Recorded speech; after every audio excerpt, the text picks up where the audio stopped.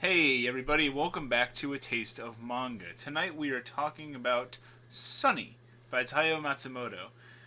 This was a manga recommended to me by one of my dear friends on YouTube and one of my patrons, Justin Chipman, aka The J Chip Show. He has an awesome YouTube channel himself. I'm going to link it down below in the description. Please check him out. He's also part of my podcast on Sundays, The Sugoi Boys. And this is a manga that he had recommended me to check out this month, and I'm pretty glad I did because I kind of enjoyed Volume 1 of Sunny. Taiyo Matsumoto, if you haven't heard of him before, is the artist behind Ping Pong, which became Ping Pong the animation, I believe directed by Masaki Yuasa. I have not seen that yet, but I've been told that it's really, really great and has this like really weird visual aesthetic, which Sunny also has as well.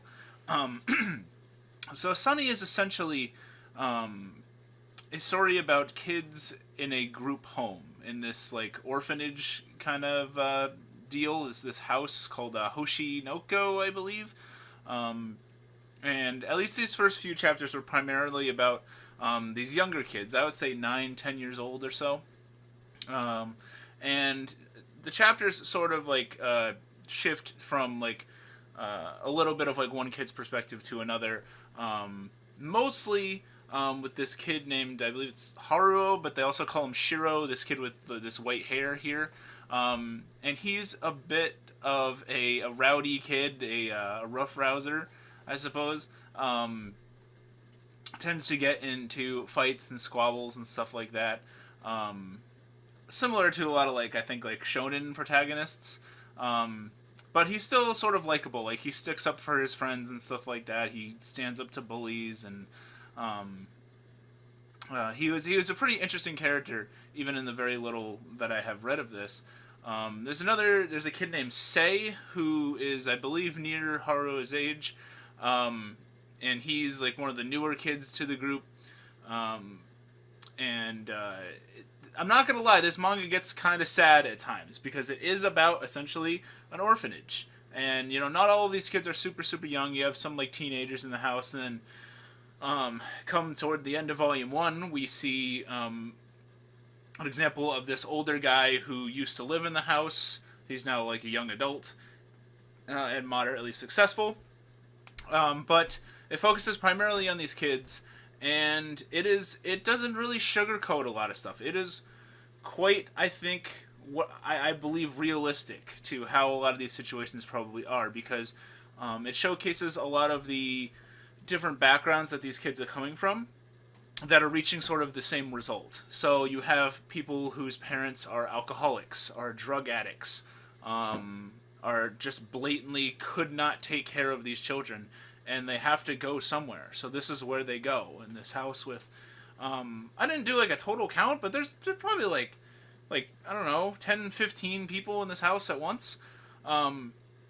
It also takes like a special kind of person to sort of, I think, run that kind of establishment, and I wish that we knew a little bit more about the people that ran it in these first chapters. You know a little bit, you know that they're somewhat good people, but I kind of want to know more. I would say that I wish that it provided a little bit more of that, but I get it, they were trying to establish the main cast. And it is sad at times. It is also funny. There's some humor here. Some of the characters are just kind of like wacky. There's a lot of weird, like I said, the art style of this is pretty strange. There's a lot of odd-looking characters. If you've ever seen even clips of Ping Pong, it's like it reminds me of that. Just like this guy has just like a weird art style, I think, which I'm a big fan of the aesthetic of things, and that sort of detracted a little bit from me. It's just I don't think it's bad art necessarily. I just don't necessarily like this guy's style. I think that there's many factors of animation, right, or of art in this case, and so there's style and how it's presented, and you know the effort that goes into animation. When I'm judging like the animation of an anime, that's sort of like what I look at. Like it could have pretty good animation. If I don't like your style, I'm not going to really say you're like the best looking anime. a lot of people like stuff that Studio Trigger makes.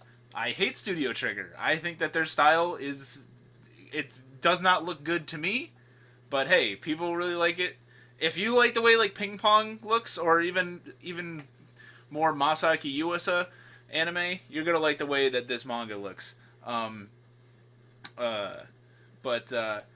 yeah, that's if you kind of like that kind of stuff, or if you're willing to see something with some sort of like different visual aesthetic compared to a lot of other stuff, I would check this out.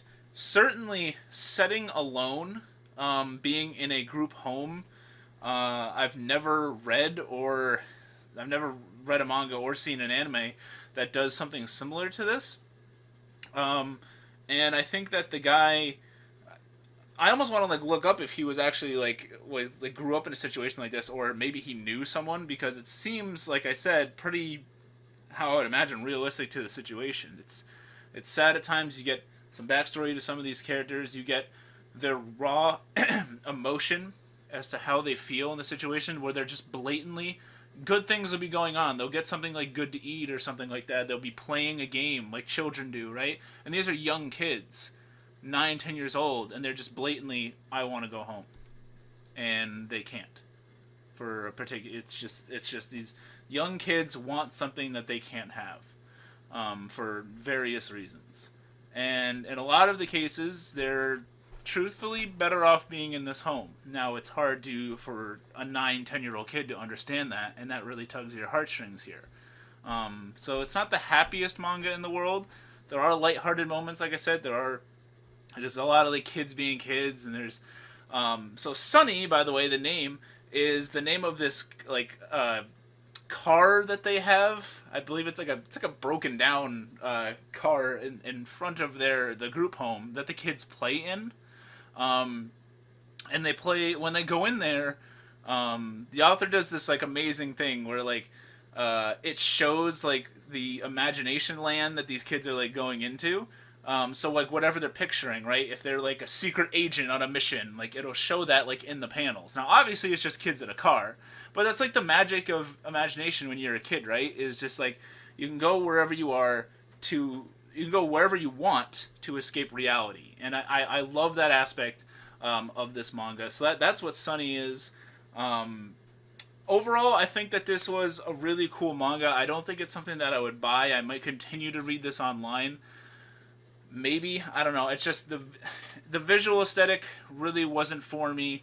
The pacing wasn't that... It seemed kind of slow. It drags a little bit. I think that might just be because it's sad, and I don't really read a ton of sad... I haven't really read a ton of sad manga in my life.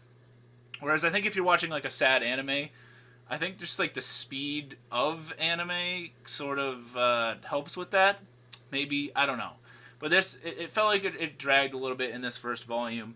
But it definitely was not bad. If you want to check out something with a unique setting, with interesting kid characters that aren't, super generic anime kid characters in a school setting, because it's not a school setting, it's an orphanage setting, then definitely check out Sunny if you're into ping pong and like other types of like inventive animation.